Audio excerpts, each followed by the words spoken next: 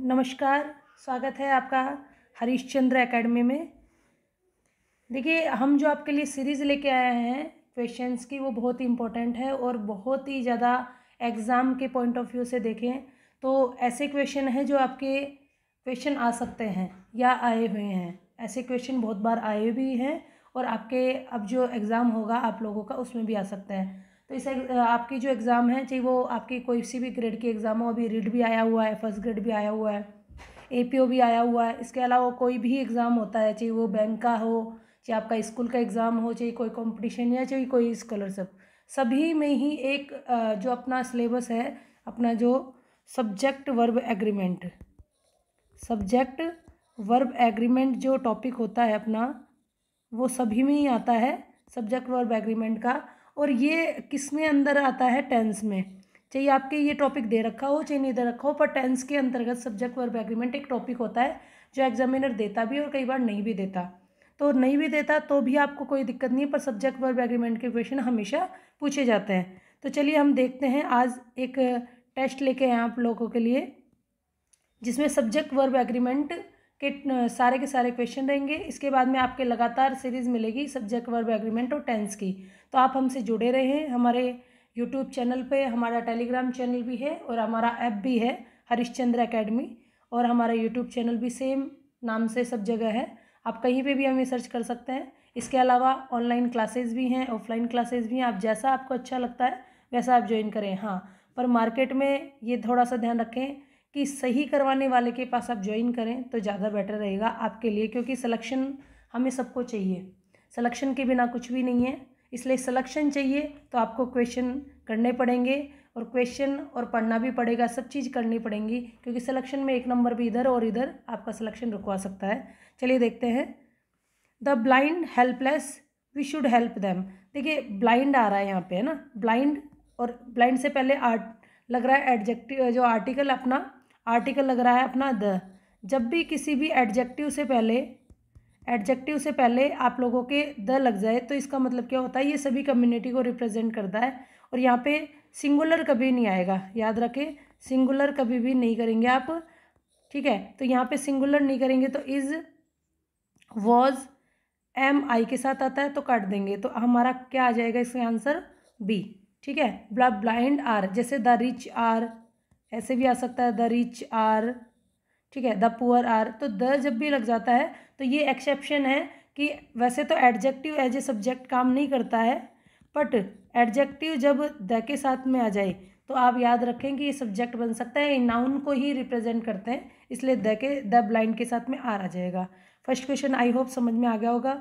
सम furniture, देखिए furniture जो है वो जो आपकी फर्नीचर जब भी आएगा, जब किस में आएगा? सिंगुलर में आएगा। सम फर्नीचर टू बी बाउट, कुछ फर्नीचर खरीदा गया। देखिए, फर्नीचर हो या कुछ भी हो, इसको फर्नीचर आ जाए तो सिंगुलर ही करना है। आपको बस ये ध्यान रखना है कि इस फर्नीचर को अलग अलग तो नहीं खरीदा गया है, एक ही चीज़ में खरीदा गया है। अगर एक ही चीज़ में खरीदा गया है जब, तो आप यहाँ पे करेंगे इज़, ठीक है। यहाँ पे आर, वर, एम तीनों ही रॉन्ग आ जाएंगे, क्योंकि तीनों ही नहीं आएंगे। सिंगुलर फॉर्म के साथ में फर्नीचर के साथ में इज आएगा, फर्नीचर्स भी नहीं होता, ध्यान रखना, फर्नीचर्स वर्ड गलत हो जाएगा। द चाइनीज़ ब्लैंक इंडस्ट्रीज, तो अब देखिए चाइनीज़ जो है यहाँ पे रिप्रेजेंट कर रहे हैं सारे चाइनीज़ को। इससे पहले भी क्या लग गया?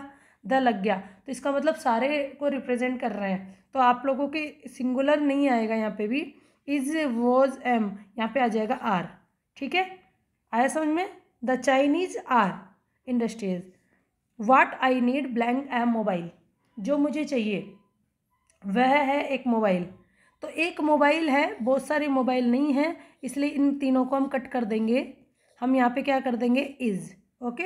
व्हाट आई नीड, जिसकी मुझे आवश्यकता है वह एक मोबाइल है। तो व्हाट आई नीड, मुझे जिसकी आवश्यकता है। आई के अकॉर्डिंग आप सोचेंगे आई के अकॉर्डिंग यहाँ लगा दें, ये गलत हो जाएगा। आई के अकॉर्डिंग नीड ओके ऑलरेडी आ चुका है, तो अब वापस हम आई के अकॉर्डिंग नहीं लगाएंगे, हम लगाएंगे एक मोबाइल के अकॉर्डिंग, तो यहाँ पे आ जाएगा is, okay. Nachita doesn't like me neither you, Nachita doesn't like me, Nachita जो है वह पसंद नहीं करती, यहाँ तो ये आ गया नचिता के अकॉर्डिंग। अब जब नाइदर आ जाए आप लोगों के पास, आइदर, नाइदर वगैरह, तो आप लोगों को बहुत विशेष ध्यान रखना है क्या करना है। तो जब भी नाइदर, नोर, नीदर नोर वगैरह आ जाए, या इधर और आ जाए, इस प्रकार के भी जब आ जाए तो इनसे बाद वाला जो आपका सब्जेक्ट होगा उसके अकॉर्डिंग लगेगा। तो यहाँ पे यू के अकॉर्डिंग क्या लगना चाहिए, डू, डज, इज और एम।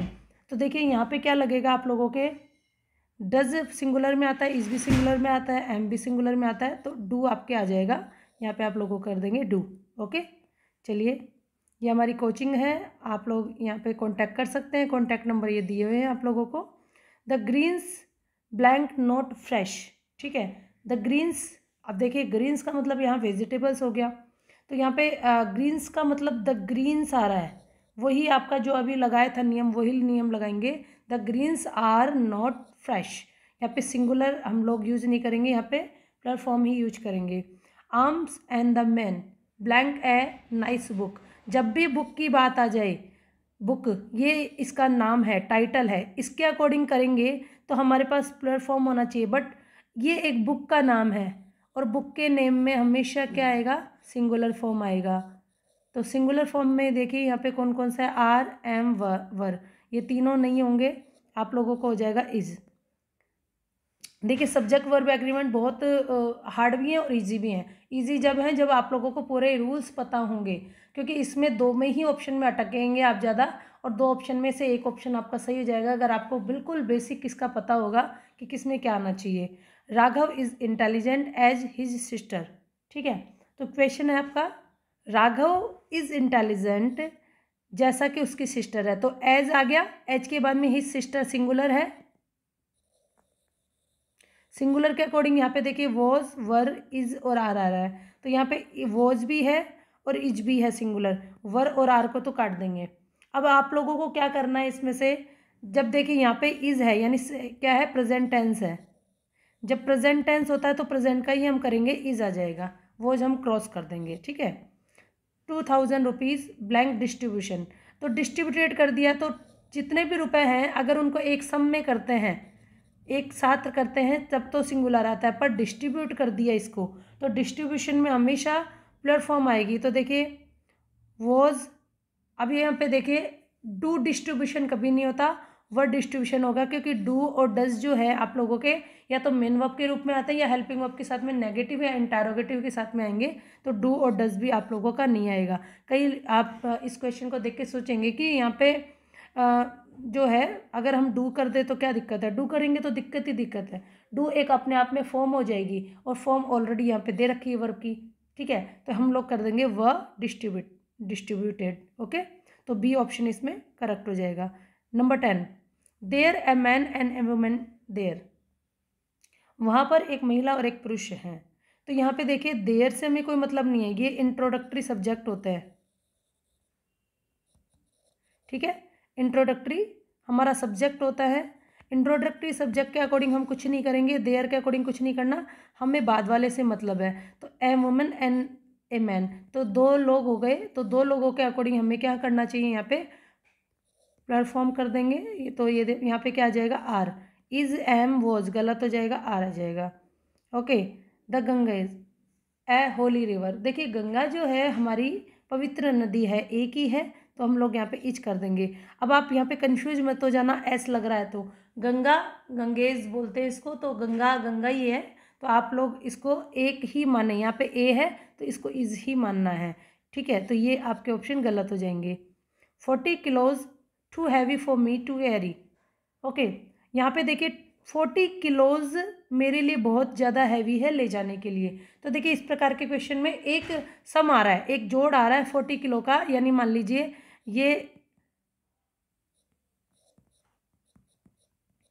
ये मान लीजिए पिंटू है, क्या नाम है इसका, पिंटू है, और पिंटू के ऊपर 40 किलोज सामान रखा हुआ है।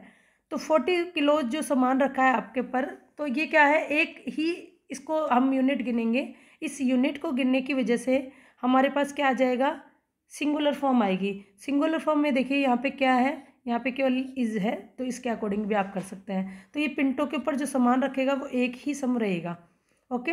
A pair of shoes, a pair of shoes जो है यहाँ पे देखिए क्या आएगा, मान लीजिए शूज़ है, आप शूज़ पहनते ही हैं, सब लोग पहनते हैं, सर्दी भी आ रही है पहनना भी चाहिए, तो ये शूज़ है आप लोगों का, ठीक है, ये शूज़ है, मान लीजिए ये शूज़ है आपका। ए पेयर ऑफ शूज़, मान लीजिए इसको अलग अलग यूनिट गिने तब तो ये 2 हो जाएंगे, बट पेयर यानी जोड़ा, पेयर का मतलब होता है जोड़ा।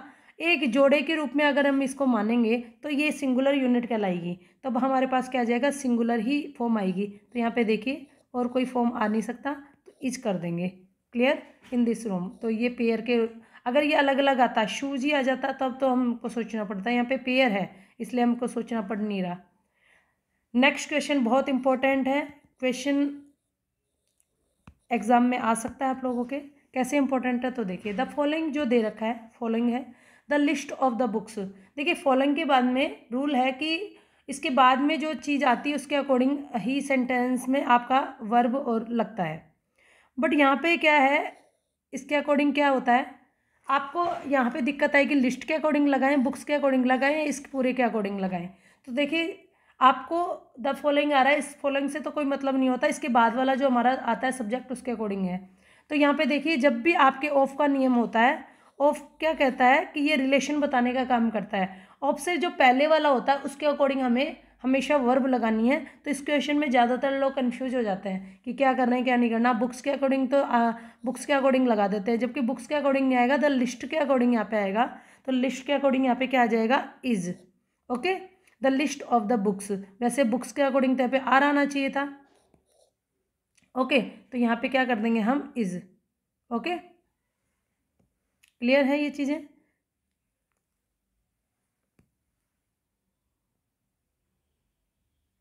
Next, 10 kilograms of sugar blank enough for me. तो यहाँ पे देखिए question, 10 kilogram of sugar, sugar आ रहा है, वैसे भी अनकाउंटेबल नाउन है, और वैसे किलोग्राम इनफ फॉर मी, ये वो ही रूल आ रहा है, तो यहाँ पे हम सिंगुलर कर देंगे, clear. 2/3 of the town blank in runs, यानी नष्ट हो गई है। तो यहाँ पे देखिए 2/3 of the town, verbing were are, ये सिंगुलर ही आएगा क्योंकि 2/3 ऑफ द टाउन, जैसे मान लीजिए टाउन है जिसमें मान लीजिए 10 हाउसेज है, मान लीजिए कोई में, तो इसका 2/3, ठीक है, या फिर मान लीजिए 2/3 कितना हो जाएगा इसका, लगभग 3.3 के लगभग। तो इस प्रकार से आप लोगों का ये हो जाएगा। तो इसमें से ही बता रखे हैं, तो इसमें क्या आ जाएगा, सिंगुलर फॉर्म आ जाएगी, तो सी आ जाएगा answer. A year blank 12 months, एक साल में जो होते हैं वो कितने महीने होते हैं, 12 होते हैं। तो एक साल की बात कर रहे हैं तो एक यूनिट हो रही है पूरी की पूरी, तो 17 में आप कर देंगे यहाँ पर ए, हैज़, क्योंकि ये एक यूनिट मानी गई है और यूनिट में हमेशा सिंगुलर फॉर्म आएगी। Okay, next, the wages of sin. देखिए वैसे तो वेजेज जो आता है वर्ड, वेजेज में हमेशा प्लूरल फॉर्म आती है। ओके, बट यहाँ पे वेजेज ऑफ सिन, किसका, पाप का, पाप का जो वेजेज होता है, बोझ होता है, वह मृत्यु होती है। तो यहाँ पे वेजेज ऑफ सिन किसी चीज़ का हो रहा है, तो यहाँ पर हम लोग क्या कर देंगे, सिंगुलर फॉर्म, इज। बहुत इंपॉर्टेंट क्वेश्चन है ये, क्योंकि वैसे तो वेजेज के साथ में आप लगेज बैगेज इनके साथ में आप प्लेटफॉर्म करते हैं, बट यहाँ पे आप वेजेज ऑफ सिन के साथ में इज कर देंगे। Okay, half of the mangoes routine, कितने, अब देखिए यहाँ पर एक वर्ड है मैंगोज, अगर मैंने यहाँ पे मैंगो किया होता और यहाँ पे मैंगोज, तो मैंगो और मैंगो में अलग आ जाती है। एक मैंगो है मान लीजिए, है ना, ये मैंगो है A1 मैंगो, तो हाफ ऑफ द मैंगो, इसका आधा सड़ा हुआ है, और ये कह रहे हैं मैंगोज, इसका मतलब क्या हो गया, ये मैंगो हैं बहुत सारे, मान लीजिए 4 मैंगो हैं, इसके आधे सड़े हुए हैं यानी 2, तो यूनिट चेंज हो गई, यानी 2 लोगों की बात हो रही है, 2 मैंगोज की बात हो रही है, यहाँ एक की बात हो रही थी, तो यहाँ पे क्या आ जाएगा आपके, सी ऑप्शन, वर। ओके, समझ में आ गया होगा आप लोगों के कैसे आएगा, इसको भी आप इम्पोर्टेंट करें क्योंकि यहाँ पे कन्फ्यूज़न वाला क्वेश्चन आ गया वापस। ओके, योर ट्राउजर्स न्यू, देखिए ट्राउज़र क्या होता है, पैंट या ट्राउज़र, आपका ये पैंट है, ये मान लीजिए ट्राउज़र है, मान लीजिए आप लोगों का, तो ट्राउज़र जो है आप लोगों का, ट्राउज़र में 2 पैर होते हैं, 2 पैर होते हैं जिसमें 2 डालते हैं, इसलिए ट्राउज़र पैंट इस प्रकार से टंग्स यानी चिमटा वगैरह, इस प्रकार के जिसमें 2 टांगें होती हैं, आपकी सीजर होती है जिनमें 2 टांगें होती हैं, उनमें आप हमेशा प्लूरल फॉर्म करेंगे, ना कि सिंगुलर फॉर्म करेंगे, ये रूल है।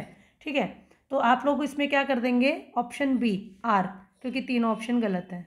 Okay, clear. Number 21, his politics knows to everybody.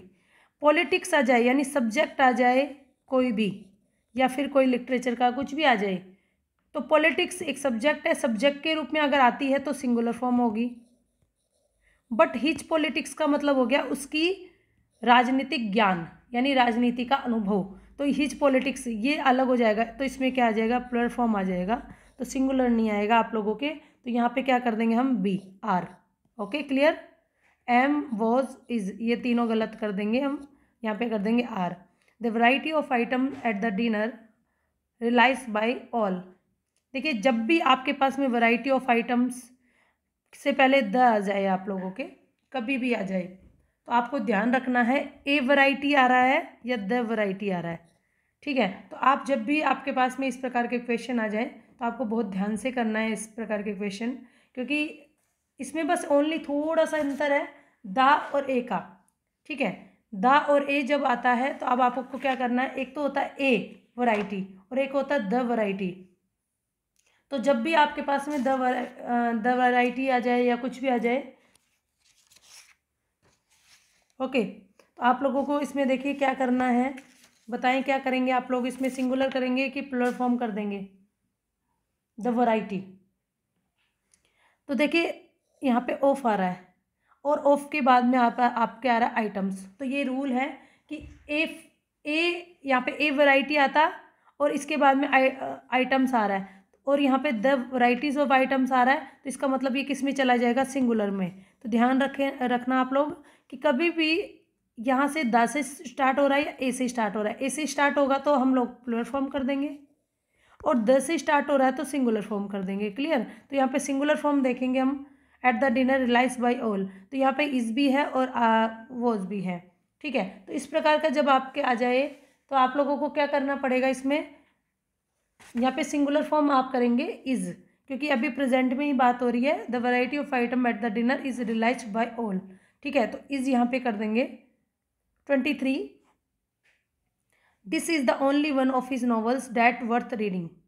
ये क्वेश्चन, इस प्रकार के क्वेश्चन आपको आरजेएस वगैरह में या आपको आईएएस में या फिर इस प्रकार के सेंटेंस आपके कई बार पूछे जाते हैं, ग्रेड में भी पूछे जाते हैं। अभी हाल ही में फर्स्ट ग्रेड का फॉर्म चालू हो गए हैं, तो उसके लिए बहुत इंपॉर्टेंट है।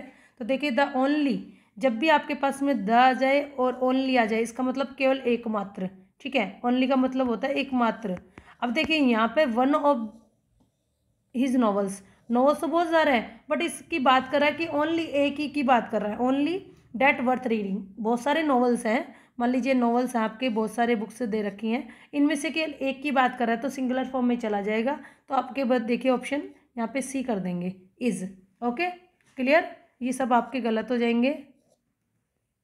लिटिल, बहुत इंपॉर्टेंट क्वेश्चन है, ये भी आपका इंपॉर्टेंट क्वेश्चन था। ठीक है, चलिए देखते हैं। Little been said and much less been done.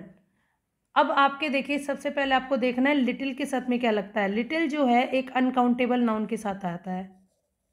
ठीक है, अनकाउंटेबल नाउन हमेशा सिंगुलर होता है, तो ज़्यादा दिमाग लगाने की आवश्यकता ही नहीं है। सिंगुलर देखो, इसमें है शुरू में, इन दोनों को आप कट कर देंगे, कोई दिक्कत नहीं है। अब यहाँ पे देखिए कंफ्यूज कर दिया, बहुत इंपॉर्टेंट क्वेश्चन इसलिए लगाया मैंने। Little has been said and much less been done. बहुत सारा तो कहा गया पर बहुत कम किया गया, तो बहुत कम काम यानी वर्क, काम। तो वर्क और वर्क्स दो चीज़ें होती हैं, तो वर्क और वर्क्स उसमें से कुछ काम किया गया। तो यहाँ पे आप जब भी इस प्रकार का सेंटेंस आए तो मच लेस की बात कर रहा हूँ, तो यहाँ पे आप लोगों का आ जाएगा हैव यहाँ पे।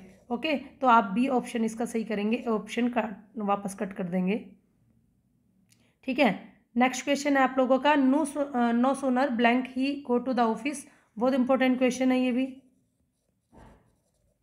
कैसे इंपॉर्टेंट है देखिए, नो सूनर के बाद में हमेशा मेरे को याद रहता है कि डिड आएगा, डिड आएगा, डिड आएगा, बट आप लोगों को थोड़ा सा ध्यान रखना है कि ये वो जो वर्ब है इसको थोड़ा सा हेल्पिंग वर्ब को ध्यान से देखना है। हम लोगों को सेकंड सेंटेंस भी देखना है। Then the telephone rings, rings हमारा प्रेजेंट टेंस है तो हम इधर भी प्रेजेंट टेंस करना पड़ेगा, ना कि पास्ट टेंस करना पड़ेगा। तो प्रेजेंट का देखते हैं, पास्ट को हम हटा देते हैं, हैड और डिड हटा देंगे।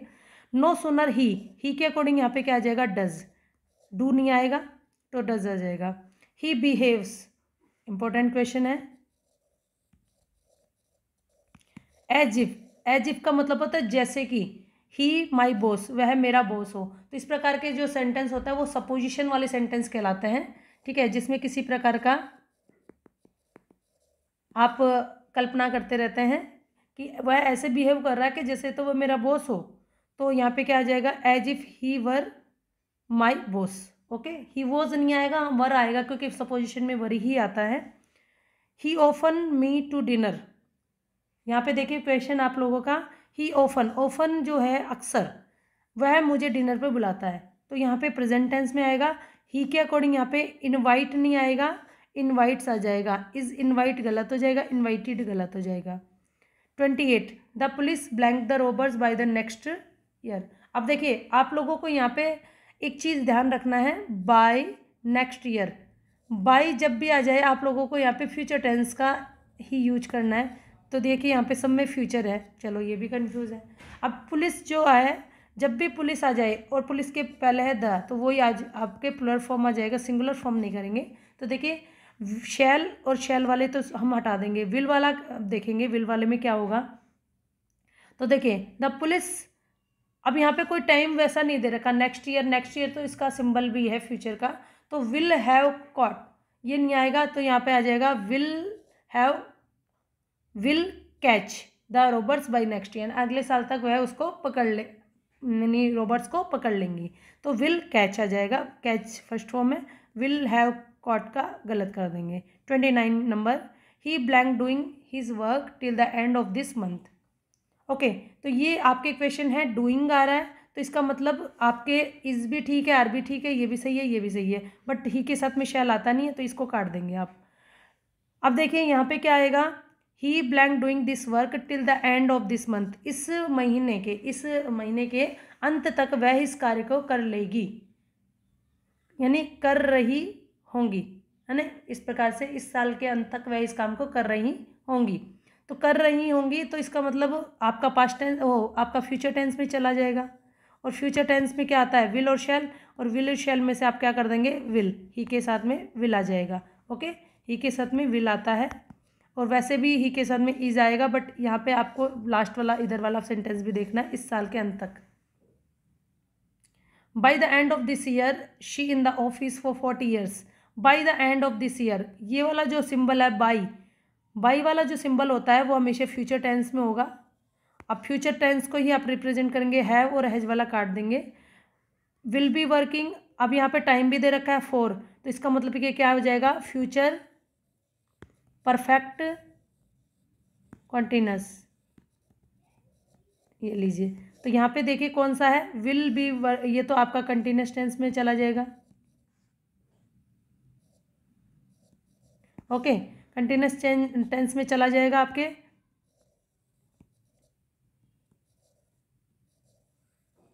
तो यहाँ पे क्या आ जाएगा, विल बी वर्किंग गलत हो जाएगा, will have been working, C option जो है आप लोगों का बिल्कुल राइट हो जाएगा, क्योंकि यहाँ पे क्या है, फ्यूचर इंडिकेशन है, और फ्यूचर में भी परफेक्ट कंटिन्यूस वाला इंडिकेशन है। तो हम लोग by the end of this year, ये एग्जाम में बहुत बार पूछा गया है और आगे भी पूछा जाएगा, ऐसे शॉर्ट ही नहीं कि पूछा ही नहीं जाएगा, आगे भी पूछा जाएगा। तो इस प्रकार के क्वेश्चनों को बहुत ध्यान से करना है, आपको गलत नहीं करना है।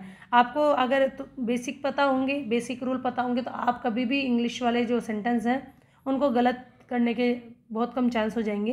हालांकि गलत तो होते ही हैं, बट चांसेस बहुत कम हो जाएंगे। जैसे अभी जेएलओ में हुआ, जेएलओ में आप लोगों के 50 क्वेश्चन पूछे जाते हैं, ठीक है, 50 क्वेश्चन इंग्लिश के, 50 क्वेश्चन हिंदी के और आपके लॉ के होते हैं। 50 क्वेश्चन में उन्हीं का सिलेक्शन हुआ जिनका हिंदी इंग्लिश बहुत स्ट्रांग था। लॉ तो देखिए आप लोगों का सबका ही स्ट्रांग होता है, बट 50 क्वेश्चन बहुत इंपॉर्टेंट होते हैं। ऐसे ही आरजेएस में आपके प्री और मेंस जो होता है, प्री में भी आप लोगों के 15 और 15 क्वेश्चन आते हैं, मेंस में। अभी आपके एपीओ एग्ज़ाम है, एपीओ में आप लोगों का प्री जो रहेगा प्रीलिम्स एग्ज़ाम में 15 क्वेश्चन आएंगे। और अगर हम ग्रेड की बात करें तो ग्रेड में देखिए आप लोगों के लगभग 50 to 60 क्वेश्चन आपके ग्रामर से पूछे जाते हैं। ग्रेड फर्स्ट की बात कर रहे हैं, ग्रेड सेकंड में भी पूछे जाते हैं इतने ही। अगर रीट की बात करें तो रीट में आपके 30 क्वेश्चन आते हैं। 30 क्वेश्चन की बात करें तो उसमें आप लोगों के लगभग 10 to 15 क्वेश्चन आपके ग्रामर से रिलेटेड आते हैं। तो ग्रामर में कहीं ना कहीं सब्जेक्ट वर्ब एग्रीमेंट, आपके पैसिव वॉइस, डायरेक्ट इनडायरेक्ट कहीं ना कहीं आते हैं। तो आप लोग इन वीडियोज़ को आप आराम से देखें, टेस्ट सीरीज़ आप ज्वाइन करें, कोई दिक्कत नहीं है, बट पढ़ना आप लोगों को पड़ेगा, ठीक है। थोड़ा सा हम हेल्प कर सकते हैं आप लोगों की, हमारे साथ आप बने रहें हमारे यूट्यूब चैनल पे, या हमसे जुड़ना चाहते हैं तो आप कॉल कर सकते हैं। Thank you very much.